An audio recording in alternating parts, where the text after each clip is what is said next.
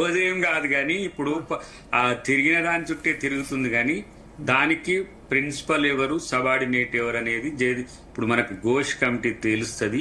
ఆ ఘోష్ కమిటీకి మరి కేసీఆర్ గారు తన పాత్ర వరకు వివరిస్తే అది అందరూ కూడా ఆహ్వానిద్దాం. ఘోష్ కమిటీ ముందున్న ప్రశ్నలు ఏంటంటే, ఒకటి బ్యారేజీలు అవసరమా అంటే తుమ్మిడి లాంటి జస్టిఫై చేయవచ్చా అనేది ఒక ప్రశ్న. రెండో ప్రశ్న ఏంటంటే నిజంగానే ఇర్రెగ్యులారిటీస్ ఉన్నాయా? మేడిగడ్డ బ్యారేజ్ 1800 కోట్లతో పూర్తి కావాల్సింది ఎందుకు 4000 కోట్లు అయింది అంటే జిఎస్టీ ఇట్లాంటివన్నీ యాడ్ అయినాయని వాళ్ళు చెప్పారు ఇంజనీర్స్. దాంతోపాటు వాటి సైజ్ కూడా బాగా పెరిగింది, పియర్స్ కానీ వీటన్ని నంబర్ పెరిగింది. మనం పైన పేపర్ మీద చేసిన సర్వేకును ఫీల్డ్ మీద పోయినప్పుడు కట్టినప్పుడు ఎక్కడైనా తేడా వస్తుంది. సాగర్లో వచ్చింది, అక్కడ కూడా వచ్చింది, అన్ని దిక్కులు వచ్చింది. ఇంకోటి ఏంటంటే పోలవరం ఉంది కదా, పోలవరం మనకంటే ప్రమాదకరమైన సెస్మిక్ జోన్ లో ఉంది.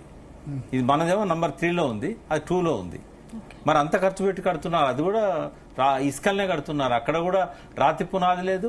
ఇంకోటి పోలవరంలో కూడా ఇప్పుడు డ్యామేజ్ అయింది, చాలా రోజులు డ్యామేజ్ అయ్యి. అంటే ఇంకోటి ఎక్కడ కూడా ఇప్పుడు బాక్రానంగల్ దగ్గర నుంచి మొదలు పెడితే తుంగభద్ర డ్యామ్ హోస్పేటలో కట్టినప్పటి నుంచి నాగార్జున సాగర్ కానీ ఎక్కడ కూడా 2-3 సంవత్సరాల దాకా రిపేర్లు చేయకుండా ఏ డ్యామ్ స్టెబిలైజ్ కాలే. ఒకవేళ అట్లేదనుంటే చెప్పానండి, నేను విడ్రా చేసుకుంటాను ఆ మాటల్ని. నేను ఓపెన్ ఛాలెంజ్ చేశాను, భారతదేశంలో ఇట్లాంటి సమస్యలు రాని ఒక్కటన్నా డ్యామ్ చూపెట్టండి. ఎల్లంపల్లి కూడా వచ్చినాయి, స్టార్టింగ్ లో అన్నిట్లో వస్తాయి.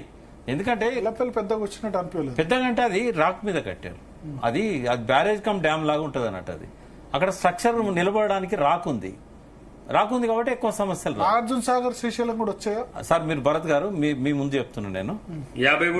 ఒక్క నిమిషం మీరు కెమెరా తీసుకొని డ్యామ్ లోపలికి వెళ్ళండి, మీరిద్దరు మాట్లాడేది కూడా వినబడదు, అంత సౌండ్ తోని సీపేజ్ ఉంటుంది. ఇది ఎక్కడైనా సహజం. సీపేజ్ కోసం ఒక పెద్ద నాలానే ఉందాడా? ఏ డ్యామ్ లోనైనా సీపేజ్ ఉంటుంది ఎప్పటికప్పుడు. ఓ అండ్